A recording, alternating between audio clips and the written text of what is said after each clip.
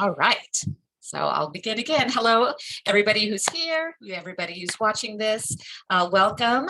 Today, we are going to be talking about the class COU, Counseling or Psychology 497. It's a cross-reference class.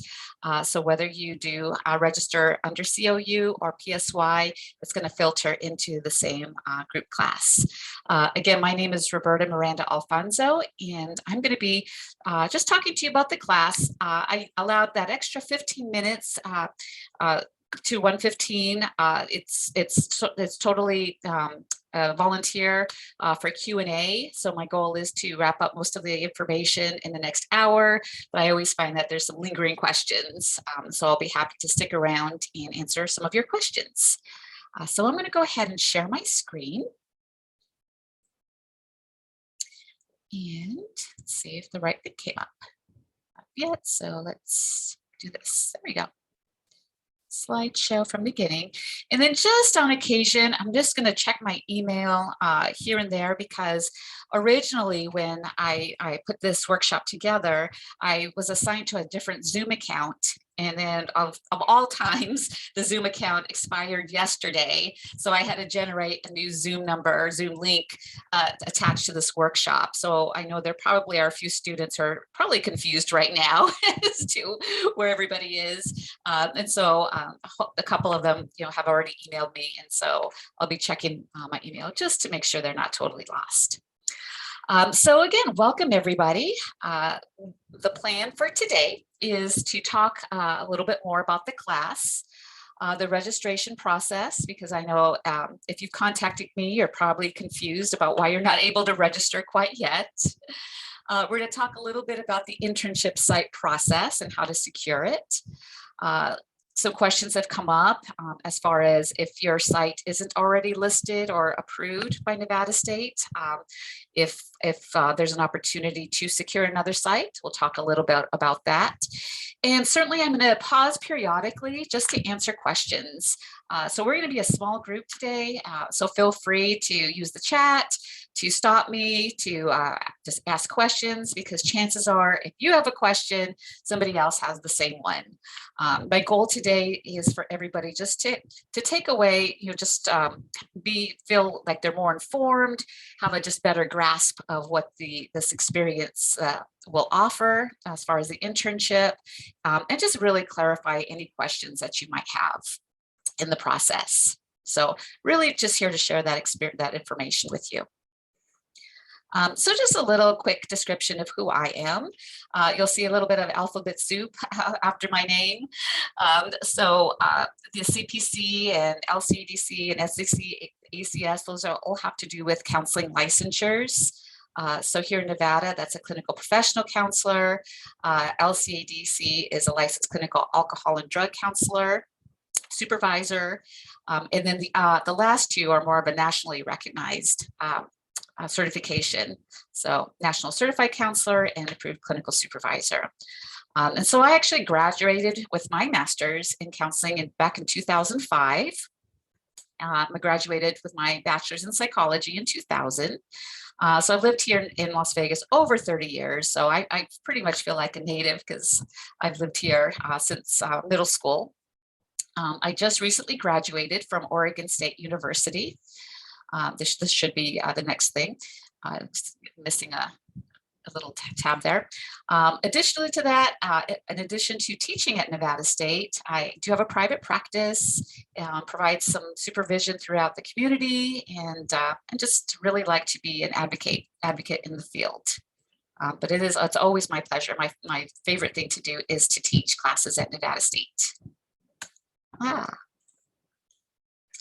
So let's talk a little bit, just an overview. So some of you have already reached out to me about registration, already know what the class is about. Some of you here might just be wondering like, okay, what is an internship? So I'll just start by just giving you all an overview of what the class entails. So you will recognize that it is a 4-credit class, and it is considered one of our capstone courses.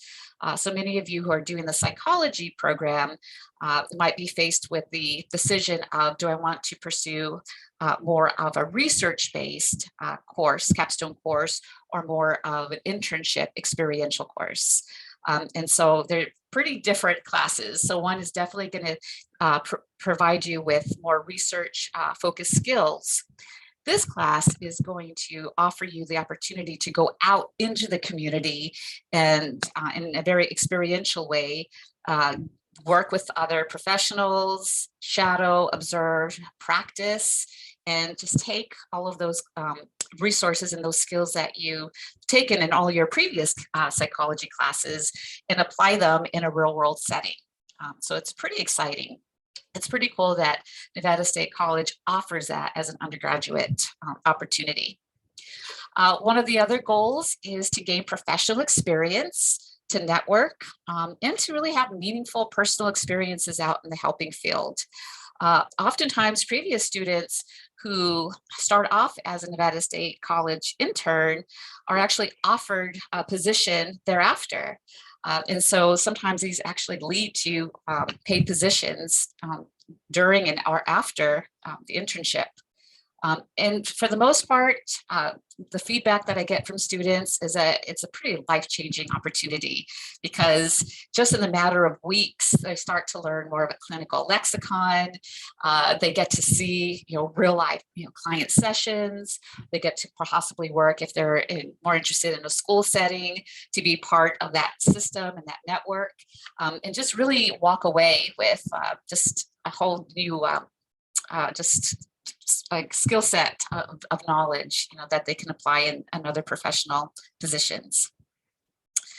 So I'm talking a little bit more about the course itself, because this is where students really might want to take into consideration the time and the dedication, because ultimately it's kind of like a part-time position that averages to about 10 hours a week. And I know a lot of you might be non-traditional students, working and having families. And so this is certainly something to think about, with this course, because it does require that extra time, and not only at the internship site, but oftentimes travel time and just other things that might be associated with the position. So the course requires, at the end of the day, 140 hours of internship accrued hours. So by the end of week 16 of the semester, we have to ensure that you've met and fulfilled at least 140 hours of internship. And so there is some flexibility in that. So for example, if you do secure an internship position at Bridge Counseling Associates, for example, you may be asked to be there 2 days a week or 3 days a week. But some of the things that they might have you do are things at home. So they might have you read the orientation workbook, or maybe they might want you to watch a webinar. So some of those hours might be balanced with some things that you could do at home, but it is really based on your assigned supervisor, and also just to kind of what the internship, the site, some of the responsibilities that they'd like you to do. In the rare occasion, I'm pleased to say that this has only happened once, that a student does not meet that 140 hours by the end of the 16 weeks. They have to do is just apply for an incomplete. And so then they have the opportunity to complete those 140 hours. And then once that's completed, then they can be issued their grade. But I will do my very best to ensure that this does not happen. And that might mean providing you supplemental materials to do. That might mean talking to your site supervisor to say, hey, Melissa needs some more hours over there. So just doing my best to work with you to make sure that you get those hours. Some of you might be thinking, okay, how does that average? And what about if I have like a 9-to-5 job? Well, thankfully, there's a handful of sites that offers weekend hours, evening hours, very early morning hours. So hopefully, as you make your decision, you'll find a site even if it maybe isn't like your number one choice or number two choice, but something that fits with your schedule, that'll still help you to just fulfill your other responsibilities. So ultimately, as long as you meet those 10 hours or so a week, you'll be in good shape.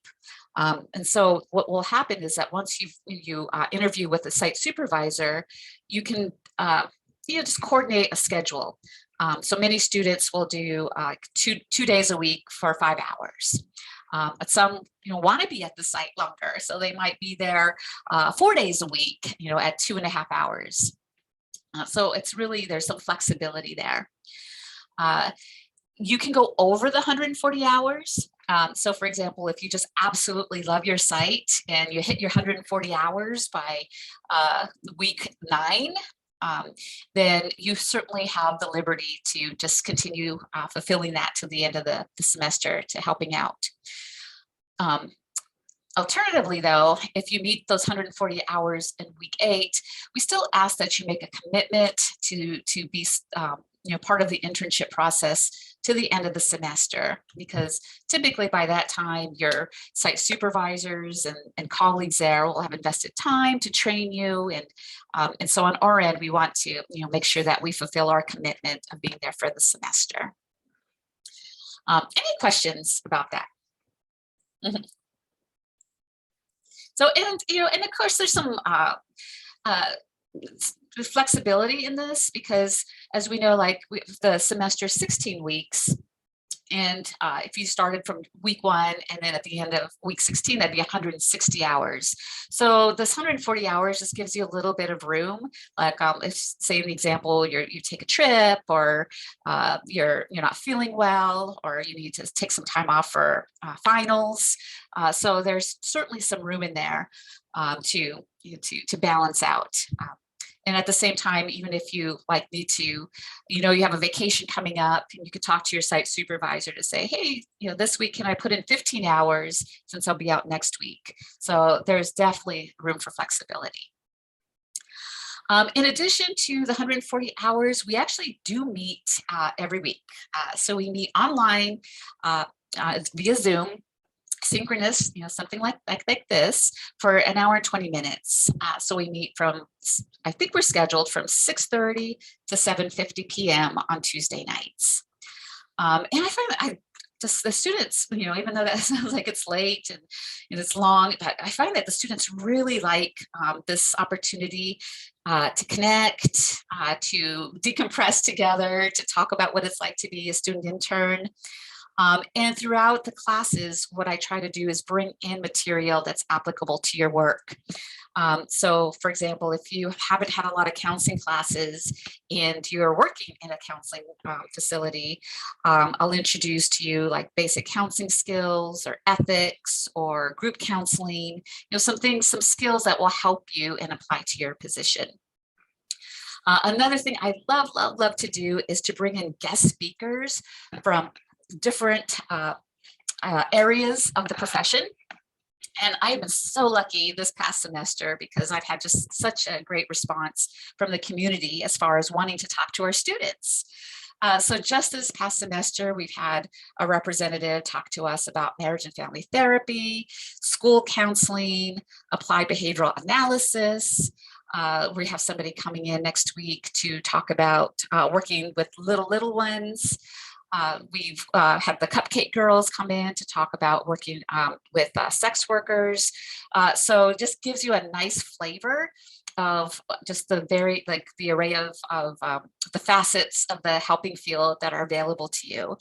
And what's really cool is that students have really found this helpful as they're making their decisions, like about graduate school, about profession, about which way can I go? Can I do something with a bachelor's degree? So sometimes it really helps provide some clarification on next steps, and sometimes just inspiration. Because some students, think that they just kind of want to stop here with their psychology degree, and then they hear a guest speaker talk about something that just really excites them, and then it just really helps, with those next steps. The thing though, that class is attendance is required. So I don't record sessions, classes, just because sometimes we'll talk about things that are a little bit more personal, and I just wouldn't want those recorded. And so as you are thinking about your schedule in the fall, is to think about how you can etch out that Tuesday evening for class.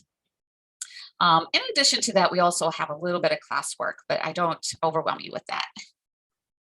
Any questions so far? We have a bigger group. I'm awesome. This is great. I wasn't expecting this many. So, but feel free to stop me anytime, because right now I'm just going through the PowerPoints, but just stop me. Just a quick note, even though the class is a field experience class, just know that I might use this term interchangeably, or your site might use it. So it's okay to use the term internship. Sometimes your site supervisor might say practicum. They might call you a counselor intern, student intern. So it's completely okay if some of these terms are used interchangeably. So even though it is a supervised field placement, title of the class, we often all just refer to this as an internship. Oftentimes you'll be at the sites with master's level students, doctoral level students, and sometimes in supervision together. And that's really an awesome opportunity, because then you get to learn about different programs, you get to learn about just different goals, different schools, learn from each other as fellow students. So for some of you who are here at the workshop, you're thinking, well, I don't know, I'm still thinking about 375, and I'm not sure, I'm kind of wavering back and forth. And my take is, no matter which capstone class you take, you won't go wrong, because you're just going to get just such rich experience in either capstone class that you have. Just some things to tell you about what might be a pro about 497 is that it will give you that hands-on experience. Sometimes, not so fun hands-on experience, like real life. Oh my gosh, this is what real counseling, or what it feels like to work in a domestic violence shelter, or what it's like to work with adolescents who are homeless. So it's going to give you a real life glimpse of the potential, helping your potential role in the helping field. And sometimes that's great, because then it lets you know what you like and maybe what you don't like. So some students who have had some, maybe interesting surprises at their site, it's still useful for information, because it's really secured their position to say, okay, now I know I really don't want to work with teenagers. Now I know in my heart I really want to work with couples. So it gives you that real life exposure. This gives you a great opportunity to talk to other professionals in the field, because you won't be just talking to your site supervisors, you'll be talking to other counselors and helpers and students, and get to ask questions, build relationships, network, and the more information, the better, especially when you get to talk to people who've been there. For those thinking about grad school, or just branching out to your profession, this looks great on your resume or your grad school application. A lot of students are always a little nervous, because they think, if I'm going to do an internship and I have to interview with a site, I've been a stay-at-home mom for 20 years, so why would they pick me? Well, the beauty is that all the sites that we are currently contracted with are expecting you to not have a lot of professional experience already. So they're ready for you. They're ready to train you. And so then as a result, then you can add all the skills that you've built in your internship experience to your grad school application or your resume. So it really helps to flesh that out. When you're doing your letters for grad school, to really expand on, for the last 16 weeks, I've been working with adolescents, from a homeless background, and this is what I learned, and this is what I gained, and this is, my future goal in the field. So it really does help expand that, those personal letters. It helps to inform you of potential professional goals, what's out there, because what's out there is oftentimes very different from what's in your textbooks. So you may be introduced to a whole field you didn't even know existed. And so that might help you on that trajectory. Additionally, this is also going to help you with time management, organization skills, self-care practices, because it's busy. You're going to have a lot on your schedule because you'll have your classes, you'll have life, then it's by kind of learning a new part-time position in a new field. So there's going to be just a lot on your plate. And so this is going to help you just, really, ask for help if you need it, practice self-care on those days off, and just really train you, for what life might look like, after school's done. And if you've had an opportunity to see that little Venmo video I posted in the email I sent out to some of you, that students have always come back to me to say, oh my gosh, this just changed my life. Now that I see what the real world looks like, I'm excited. I want to be an advocate. I now know what I want to do with my life. It's really a rich experience. So any questions before we talk about some of the registration stuff? So feel free to stop me anytime. I made the mistake of having a second cup of coffee, like in this hour, which I normally don't do. So I'm talking a mile a minute. I can feel it. So a little bit about the logistics, and I so appreciate everybody's patience with this process, because we are yet to streamline this process so it runs smoothly, but we're getting there. So as it stands, the process is that students who want to register for this class, whether it be COU or PSY 497, they're going to get an error notice that says you need permission to take this class, contact the instructor. And unfortunately, I don't have the ability to go into the system to grant permission for students. I wish I did.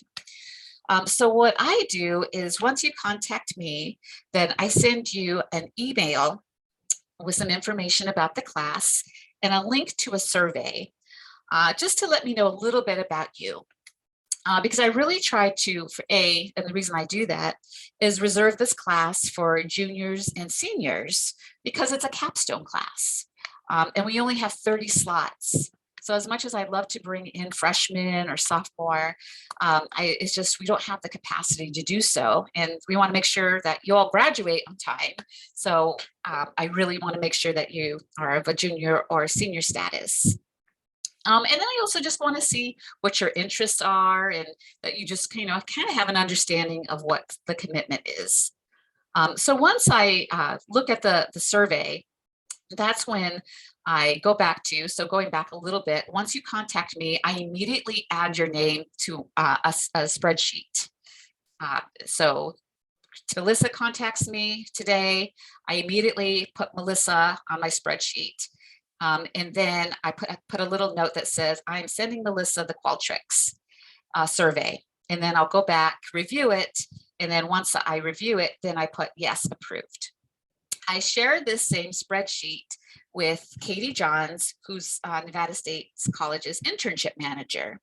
So she's the one that grants permission. So intermittently, as I'm putting in yes, I approve Melissa, Christy, Caitlin, that I kind of did that on my end.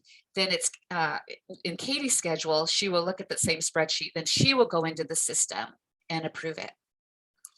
So there's sometimes a little lapse, in that, in between me and Katie attending to that. And so at this point, if you haven't been able to register, it's because Katie and I have a meeting tomorrow to just kind of look at that spreadsheet and make sure there's nothing that we want to do differently this semester. So as it stands, I can admit 30 students. And right now I have about 22 people who contacted me. So if you contacted me, you have a secured seat. So I apologize. I hope this doesn't interrupt any sort of financial aid or anything. So the goal is to get this all taken care of, Thursday, and then giving Katie a couple of days to put that, in the system. Then you should be able to register. If for some reason you are here and you said, oh, I'm still thinking about it, and then you contact me next month and I'm already at that 30, then I'm going to respond to you to say, thank you for reaching out to me. At this point, we already have 30 registered for the class, but I'll put you on my wait list, in case a student decides to drop. So all of you who've contacted me so far, you're in good shape. It's those that might contact me in August that might be in a sticky situation, because it's kind of like a first come, first serve, unfortunately. So once we hit that 30, it's really hard to get past that. So thank you with that process. It takes a couple of days to approve, and just know that right now, as it stands, if you've contacted me, your seat is saved. Any questions about that? All right. So now this is like the workshop part, like really. So how do we secure a site? So, oftentimes, there are many, even in the Nevada State College, some other internship programs, really involve the instructor assigning students to a site. So Christy comes to me and I'll say, okay, no matter what, Christy, I'm going to assign you to Help of Southern Nevada. And there's your site. This class doesn't necessarily work out like this. There's some pros and cons to it. The con is it's going to mean a little bit more work on your end. The pro is this gives you the opportunity to look for a site that really either it fits with your areas of interest and your schedule. And you just and we'll talk a little bit in a moment about if you already have a site in mind who's not already contracted, gives you an opportunity to think about doing an internship at a site that you've always wanted to do an internship at. Again, the cons are it's almost like it's almost like securing a little part-time position. So ultimately, you're going to have that autonomy to reach out to those sites. So here's kind of like a quick list, a quick review of the procedure. Oh, and then somebody did write, I have a question. Once we pick a site, we're required to stick to that site. There's no allowance for changing sites. That's, I will always say I'll say it this way. We prefer that once you pick a site that you stay there, but there have been circumstances where the student maybe perhaps is not getting enough hours, something, there's some sort of hiccup that happens, then I will always, or I don't ever want somebody to be in a situation where they feel like they're stuck there, something happens or if this doesn't turn out like they expect it to. So we do have some flexibility with changing sites. But just to keep in mind that we want to make sure you keep on track for hours. So say, for example, I start off with bridge counseling and for some reason, it's just not fitting. It might take me another week or 2 weeks or 3 weeks to secure a new site, and in those 3 weeks, I might be losing hours. So I just wouldn't want anybody to be in a position of like, I'm without a site for a while, and I've got to really make things up. So I would just say this, like we prefer, it's a little easier if you're able to stick it out, but if for some reason it's just not workable, then we'll work with you to find another site. Students have asked, can I volunteer or intern at 2 sites? And the quick answer is yes, but again, not necessarily recommended because that's a lot to handle because you're learning 2 different sets of policies and procedures. You're perhaps being asked to work here on a Tuesday and then here Tuesday night, and so sometimes that's hard to juggle. But once in a while, a student is just determined to do so, and I certainly will support that if you feel like you're able to do it. So in other words, I will be as flexible as I can be.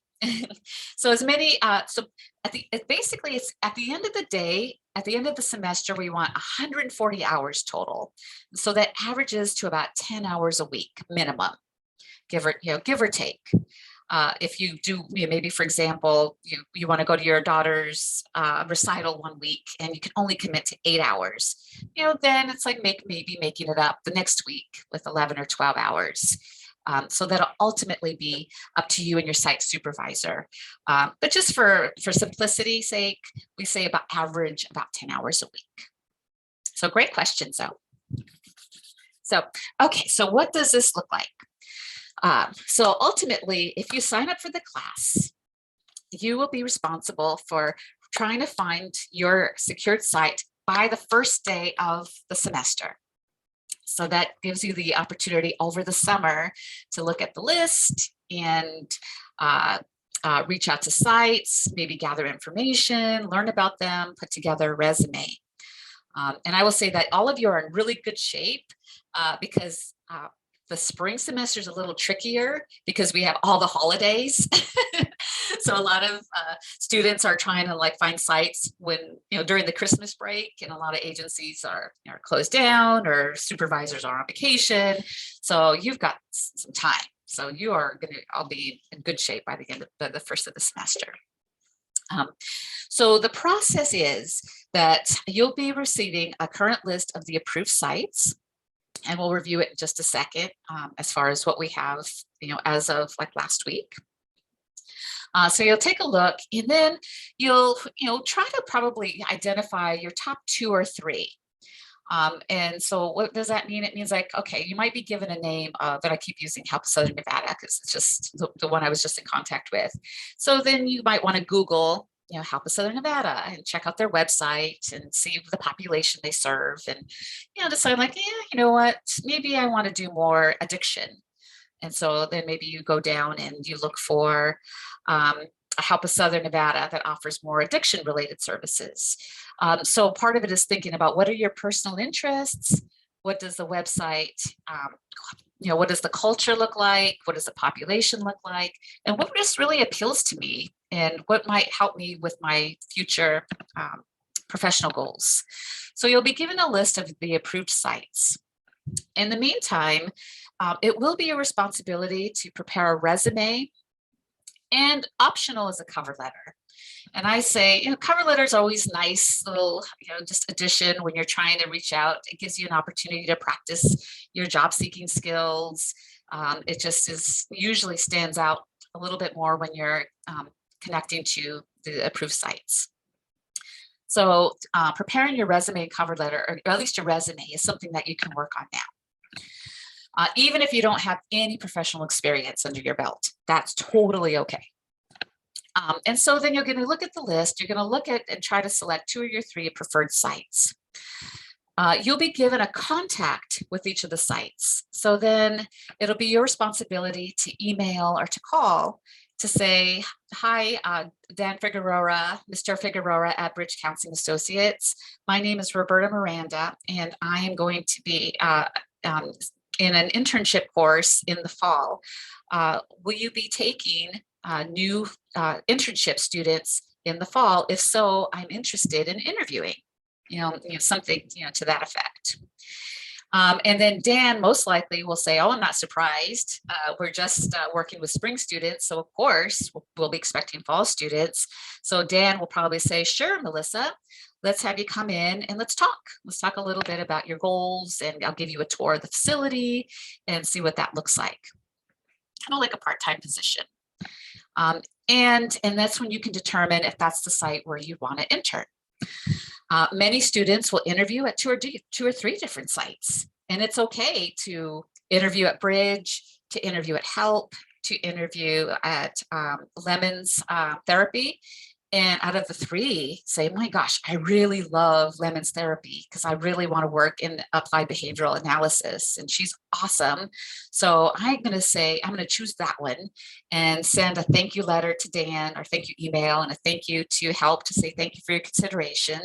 I've opted for, a different internship site. Totally cool.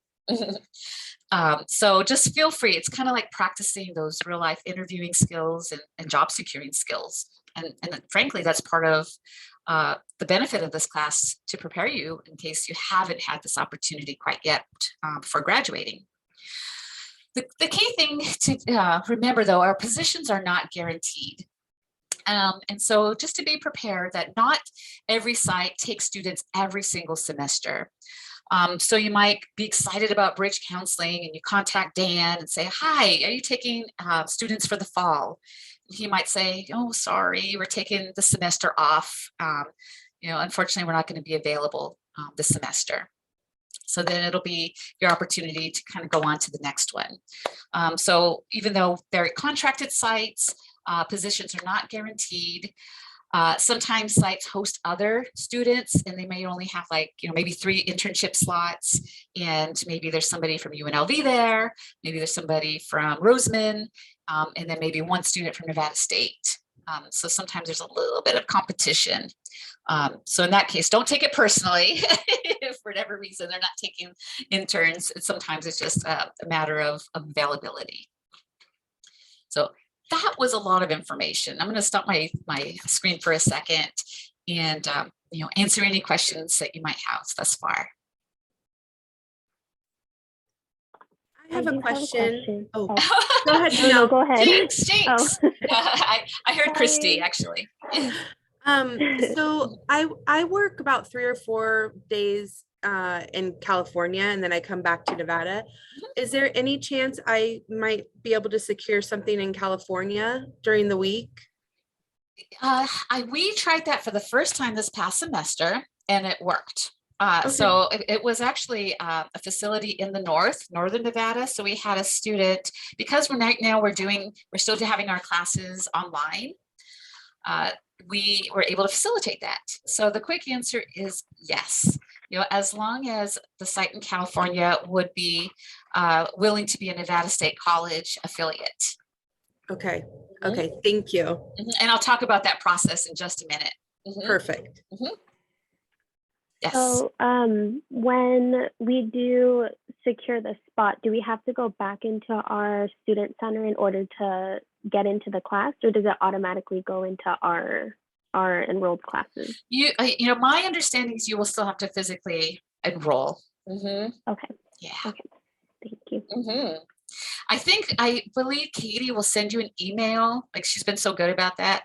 So she'll put hi Janelle, you have been approved to register for 497. So she'll send you a prompt email to remind you to register. Okay. Thank you. You're welcome. Other questions? I'll check the chat box here. Oop. Yes.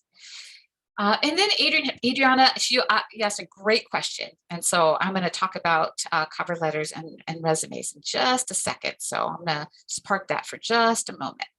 Oh, Katie, I didn't know you were here. Katie, please pipe in. I didn't know you were here. So Katie, please say hi and pipe in. Oh my gosh. Well, here's Katie. So I got in late. I didn't know the Zoom link. I want to interrupt your flow. There was a hiccup with that, but I'm glad you made it. And so Katie, wow, I'm so pleased you're here. And so Katie, she is my partner in coordinating, just registration. And I was just mentioning, Katie, that once that students are given permission, that you usually provide them with just an email that lets them know that they're ready to go. Yeah, so typically what happens is once you get approved, I go into the system, and because it is a closed class, you need permission. So that's where I come in and I provide you with the permissions based on your NCID number. And then you still have to go in and add the class to your schedule. I don't have permissions to physically enroll you all. I just have permissions to give you the access to enroll. But yeah, I do reach out to students individually and say, hey, you've been approved now, please make sure to go and add it to your schedule. I usually give you the specific course number so it's easier to find, because I don't know why, but sometimes the student center, when you try to look up those classes and they're closed, students just have a difficult time. So I'll give you that direct course number so that you can add it to your cart and go from there. Yeah, and very good point, because we have because we have 4 sections that filter into this class. So we have COU 497, section 1 and 2, PSY 497, section 1 and 2. So ultimately, and Katie assists me with this, is that we cross-reference it. So no matter which section you register, of course, you want to make sure that it still attends to your program at Nevada State, fulfills your requirements, but we all still meet together as a class. So the 30 students, no matter how they register, will all meet together. We'll all be in Canvas together. So we'll all be in communication. But sometimes, yeah, there's like a hiccup. Like if you try to register for section 1, that might be filled. So sometimes Katie will assist you to say, okay, well, it's actually section 2 that has room for you, kind of thing. So, when all else fails, please contact me or Katie when it comes to the registration time. And so I see more people logging on. I apologize if you're just joining us and you try to log on to the old Zoom account. Long story short, that Zoom account was suspended. And so I had to register for the new Zoom account, of all time. So thank you for finding us. And I did record this. So for any of you joining late, I'll certainly give you a copy of what we have talked about already. So I'm going to go back to my my PowerPoint, and then please, Katie, join in, whenever you can. Now that I know that you're here, it's like yay. So let me go back here. Oops. Okay, I think we were. Oops. Let me go back. Make sure I'm sharing my screen. Share my screen. Oh, there we go. That's better.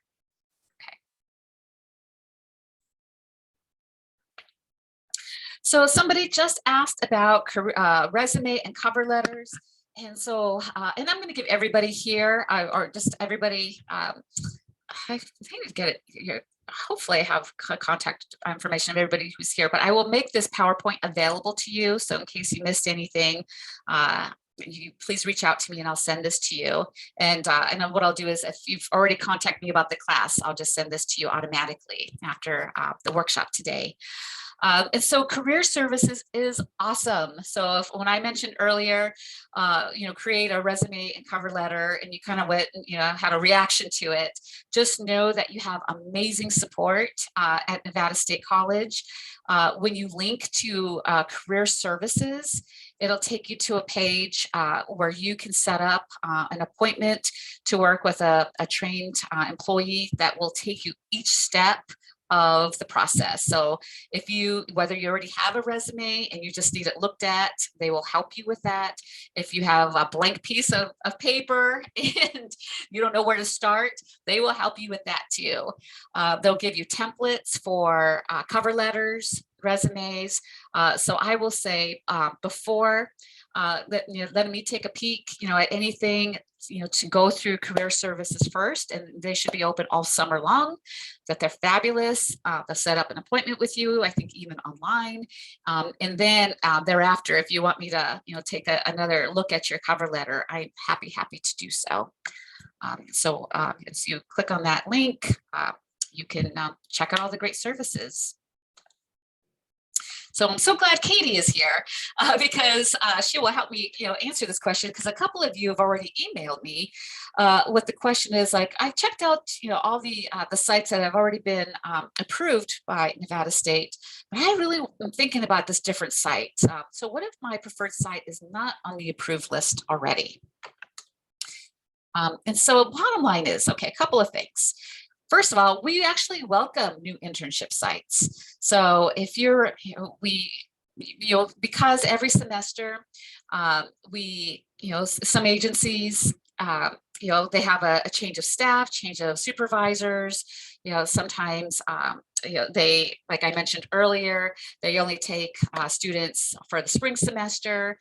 So we're always welcome the opportunity to invite other sites to be part of our Nevada State College internship team. But at the same time, we also want to let you know that it's not a guaranteed promise that if you want to do an internship site at a certain place, that it will occur, because we will have to have some things in place, and just know there's a time process. And sometimes once we go back and forth with our field placement agreement, sometimes, especially with some of the bigger corporations, there could be some legal hiccups, things like that. So sometimes it just doesn't always pan out, but we try our best. So I'll go through this, and then of course I'll let Katie, step in, because she's really the heart of this, because she's the one who really gets this going. So the thing to think about is, if you're thinking about a new site, to please allow us time. I sit here a few weeks, even longer if possible, just because of the process it takes. There's just some paperwork involved, contacts. Sometimes Katie has to connect with multiple contacts. We get signatures, clarify some of the legalities, of hosting student interns, etc. So the more time, the merrier. If you are interested in a new site, please provide Katie and I put Katie's information there at the bottom, with the best contact information. So it really helps if you do a little bit of footwork on your own, instead of saying, like, I want to do my internship at Desert Rose. It's like, well, can you please, maybe contact Desert Rose, see if they're willing to take student interns. If there's a clinical director's name, that'll just help us with the process. So if you're able to get us a good contact information for somebody, who might be willing to serve as that clinical director or supervisor, that would be great.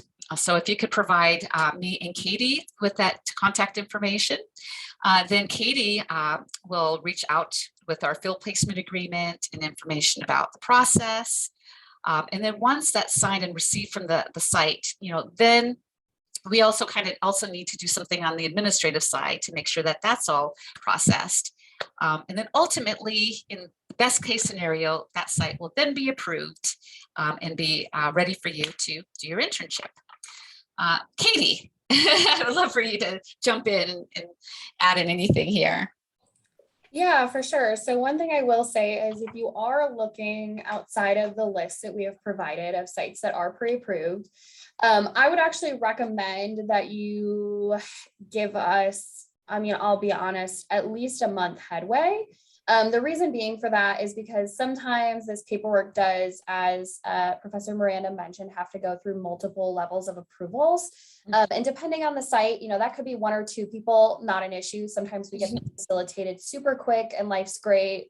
But other times it has to go through 4 or 5 different people, unfortunately. And each of those people can take 3 to 4 days to look at this and process this based on what they have going on themselves. And so at least a month is a good leeway, again, knowing that there's never a 100% guarantee. But the earlier that you can provide us with any contact information, the better. Say if you have something already kind of worked out for the fall, I am happy to get that started now so that we can make sure that everything is good by the time that you start. And part of the reasoning for that too is that on my end, because we do have to have some of this paperwork in place, I can't officially give you any permissions to enroll in the class if you are looking at a site outside of the list we have pre-approved until we get that paperwork in place. The reasoning for that being is, in the past, when we did allow, students to still enroll, even if they had an internship site secured at a place where we didn't have paperwork, and then we weren't able to get that paperwork figured out, the student would have to scramble last minute to find something else. They would be too far behind in their hours, or if they couldn't find anything at all in a, good time frame, they would just have to drop. And so to prevent that from happening, we want to make sure that we get this paperwork in place before we move forward with you, just so that if you do last minute have to switch into a different class, right, you're not getting a W potentially, or an F, whatever it is.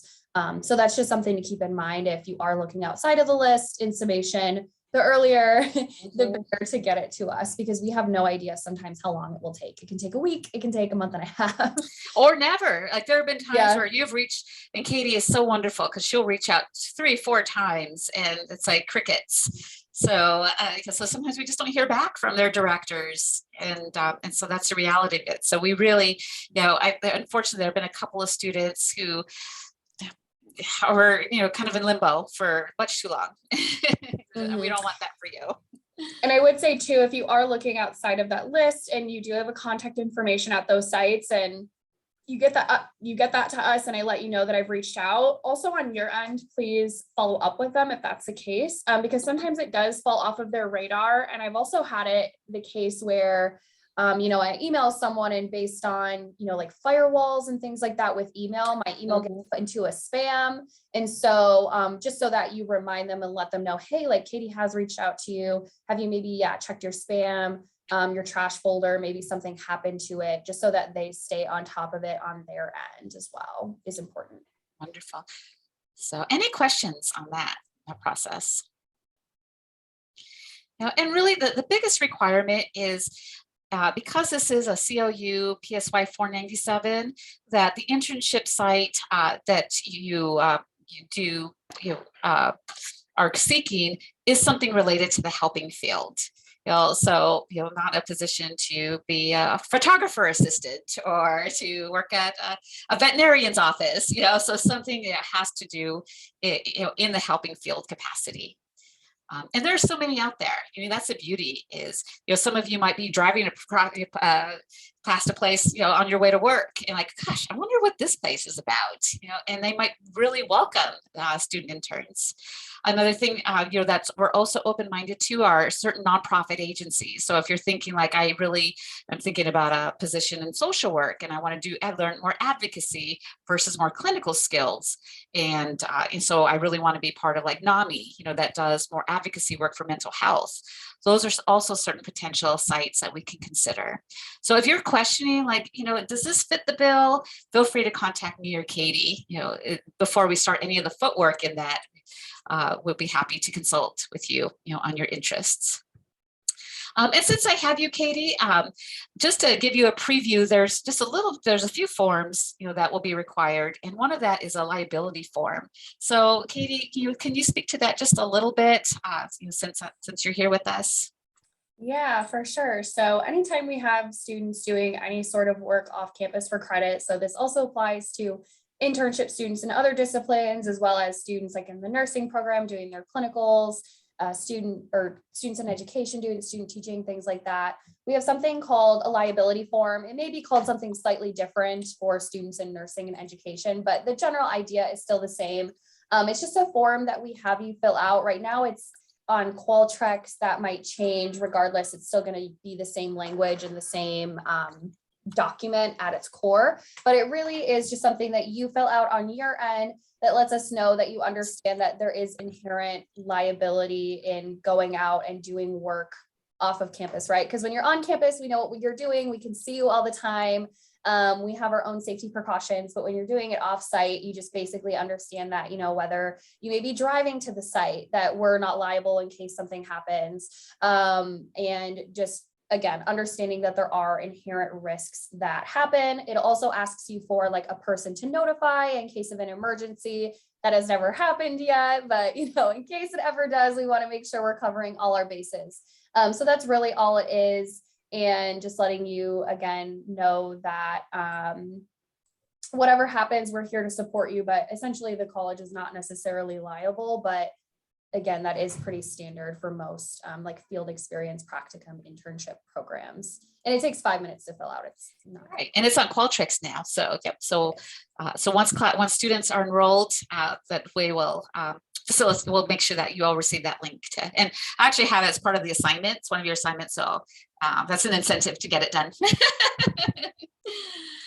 So, all right. Well, I realize we have just a little bit of time left. Thank you so much, Katie. I'm so glad you're here to answer some of these questions.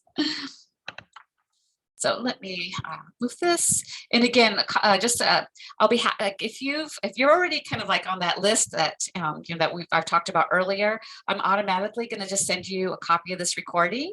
And then if you haven't yet reach out to me in the past, just feel free to email me and I will send you a copy of this recording. What I'll probably do is upload it to YouTube, so then it'll be a YouTube link, so that might be a little easier for you. Take less space. So just quickly, other course expectations, and we really covered a lot of this already.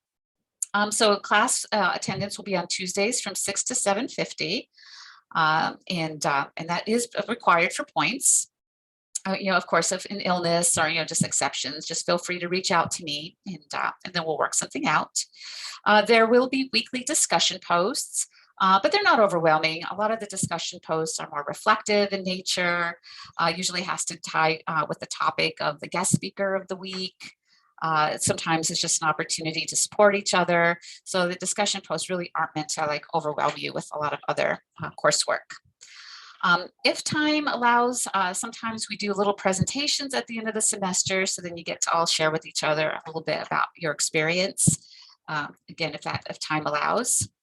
And then once you're enrolled in the class, I'll explain a little bit to you, a little bit more about how to track your hours, because it will require your supervisor to log off on a weekly manner, just to help you and them keep track of your hours.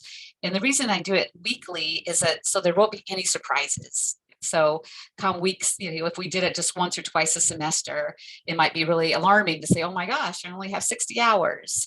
So it just helps you and your supervisor to adjust accordingly.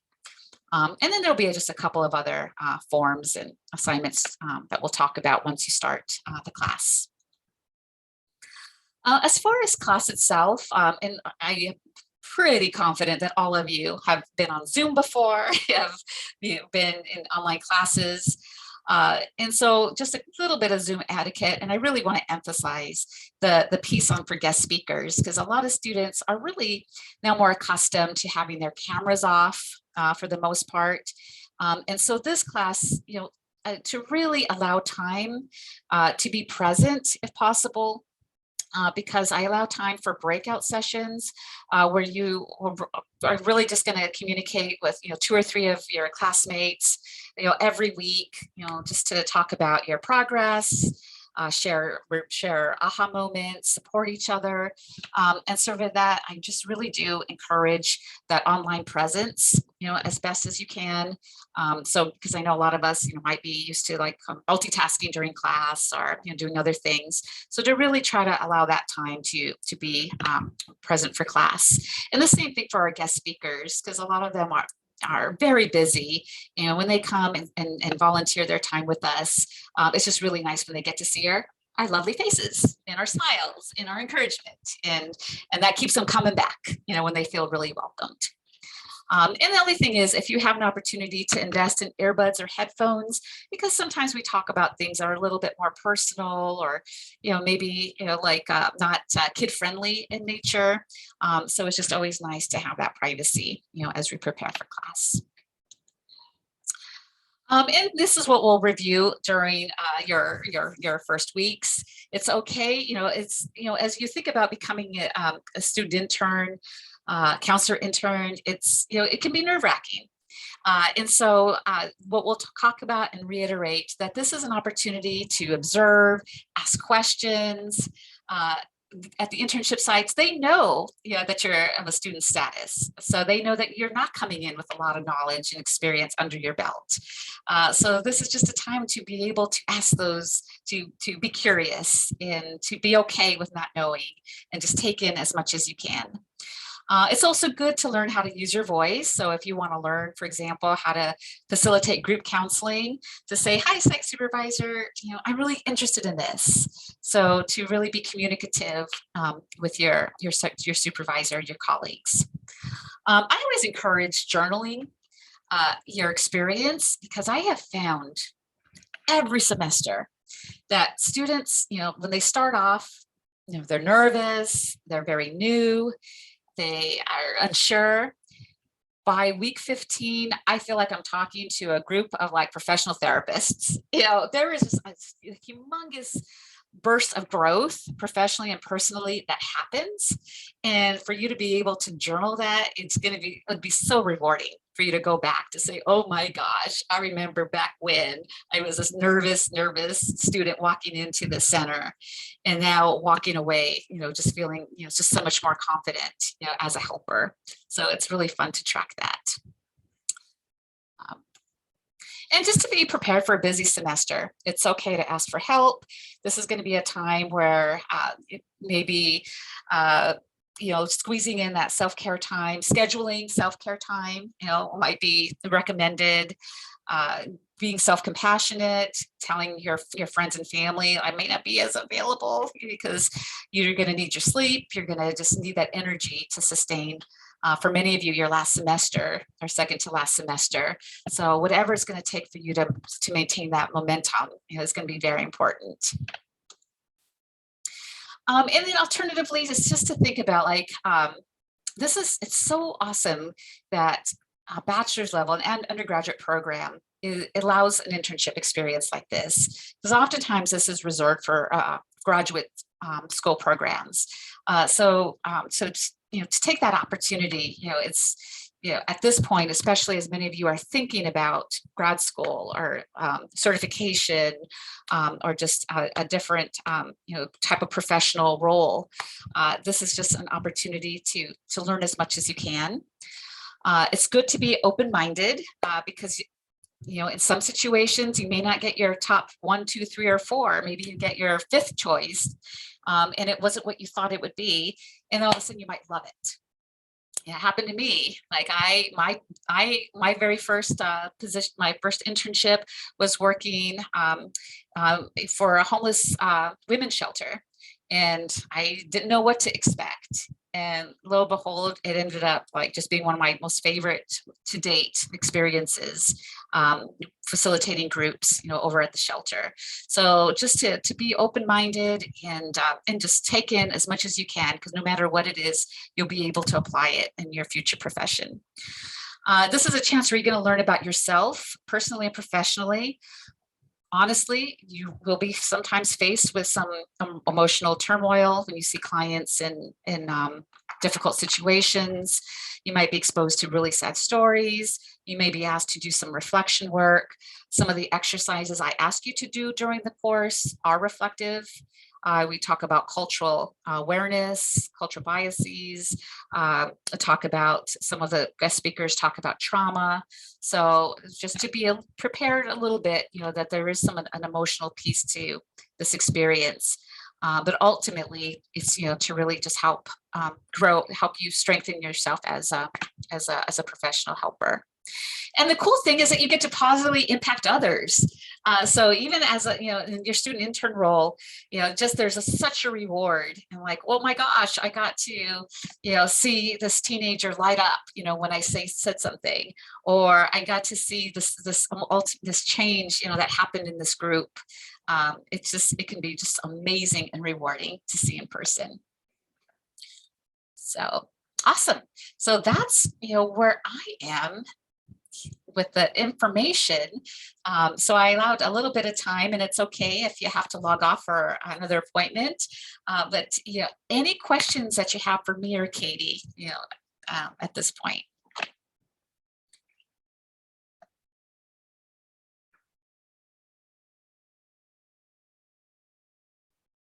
It's like, gosh, it was so fabulous. I covered it all.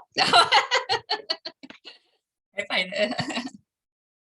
Oh, that's a great question, Madison. So, okay, this is a very good point, because we are only in April. So we would be, of course, considering, the goal would be for you to find your site by the very first day of the semester in August. Unfortunately, students are not allowed to start their internship prior to the first day of class because of that liability piece that Katie just mentioned. So, even if you were very eager to start in July, unfortunately, none of those hours, would be allowed. So you could certainly interview. If I should probably say this too, some of the internships do require like background checks. Some of them like TB testing. So it's nice if you do get started, maybe by June, July, to start seeking out some of those sites, just because of sometimes those background checks take a couple of weeks. But with the understanding with the site, like I really can't start until the first day of the semester, which I don't know what day that is, August 16th, and I'm not even sure. So yeah, I would probably say right now would be a good time to do a little research. You look at our current site of internships, maybe see a couple, maybe start circling which ones appeal to you, start working on your resume and cover letter. ask me questions along the way, or Katie along the way. So it's nice to have this workshop early, because this just gives you some time to start taking those steps. So no due date, just you'll have that autonomy to kind of decide that on your own. So the ultimate goal is to have the site secured by the first day of the semester.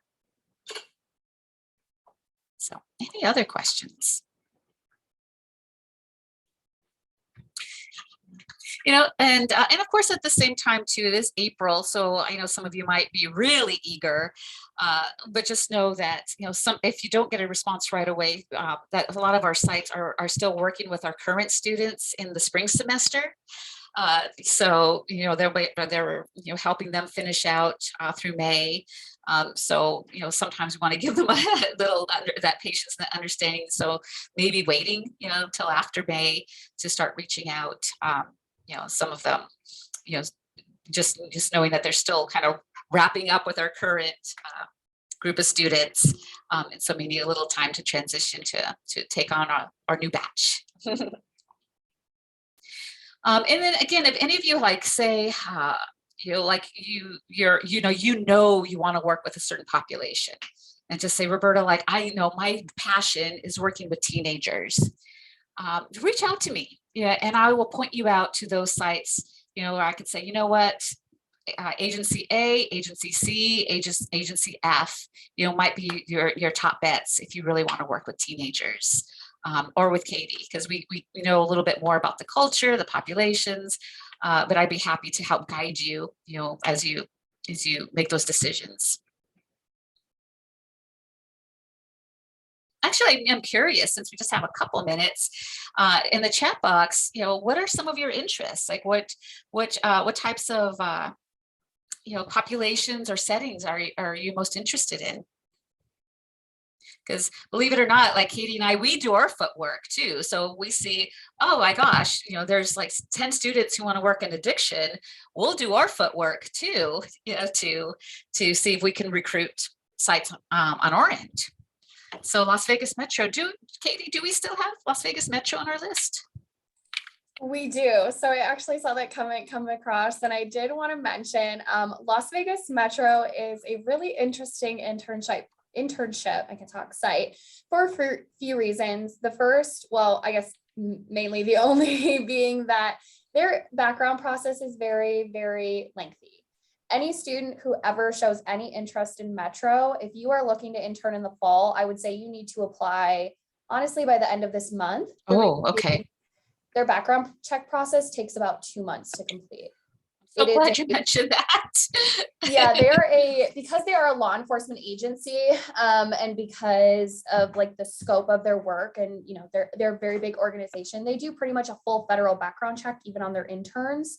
And so it's usually at least 60 days before you get that back. And they won't formally tell you that you have a position until that has gone through. So Las Vegas Metro is the caveat usually, or the exception in most instances. If you do have to do a background check, it's not usually that long. They're the only one though, because I have a lot of students from criminal justice who are interested in that. And so that's what I tell them. If you want to do that, you need to get on that one today. Thank you. Okay, I'm so glad. I'm glad you asked. And then, just to keep in mind, because right now, because we have students wrapping up for the spring semester, Katie and I might be making a few modifications to our current internship list based on current students, experiences, because we're always modifying it. We always want the best interest of our students, so we really take feedback, from current students, and Katie and I take that into consideration to say, this person struggled with getting hours and they had to end up, getting a second site. So maybe, we really want to think about keeping this person, this site on the list. So just to keep in mind to review that list periodically, and we will definitely get you. And of course, we're always adding new sites. So just I will do my best to provide you with the most updated list periodically. Or even if you want to contact me to say, Roberta, what do you think of, this agency, and I'll certainly give you my the feedback I've received from other students, about what they've done. Because to be quite honest, some students, because of the undergraduate status, are given less responsibilities than graduate students, and sometimes that's just the agency policy. Like some agencies will say, you can shadow because you're, as an undergraduate, student. And other agencies are like, you know what, you're doing an assessment. So if you're like, I want more hands-on versus shadowing, and, just feel free to just email me, and I'll just give you the skinny, on the experiences of other students. So my goal and Katie's goal is to ensure that you have the best experience possible. So, okay, and thank you. I'm jouting everybody's just interest. So thank you so much for just all your your feedback here. And I see addictions, MFT, a lot of interest working with children. So that's awesome. And then, like I mentioned, I think Katie, I don't know if you were here, I was saying that you and I are meeting tomorrow, and then we're gonna just chat about like the whole, just enrollment process, just get that streamlined. And so I said to everybody, don't fret if you can't register, because probably I would say by next week, that'll be probably, because we have already the spreadsheet going, and just say maybe next week, Katie. Yeah, I was just waiting until we met before I move forward with anything. Okay. We're on the same page about some stuff. So Okay. I would say within the next couple of weeks, but like Professor Miranda said, if you're on her list, you Mhm. have a spot regardless of if we get you enrollment tomorrow or next week or the week after. Because it's not like, again, we have to provide those permissions to specific students. So I don't go and open the class for every single person. I only do it based off of who Professor Miranda has provided me. So you'll be good. You'll be good. No textbook required for the class. And I will say, and maybe Katie, and this is probably as we wrap up, there are a couple of sites that do require a little bit of a fee with the background check. And at that point, unfortunately, NSC doesn't reimburse at that point.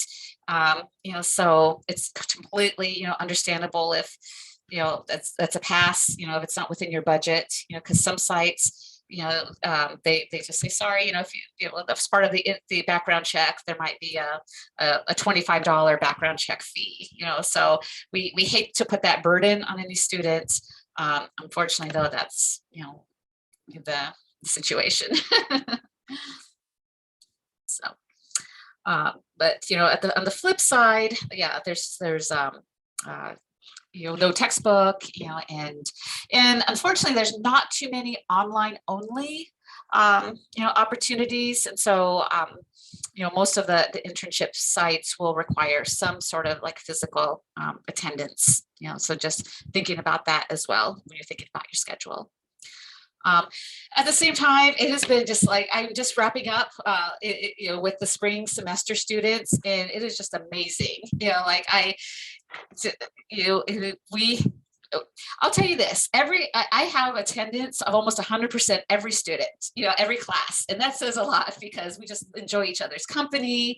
We enjoy hearing from professionals. They enjoy the support from one another. And knock on wood, very few hiccups. So everybody's on task to graduate.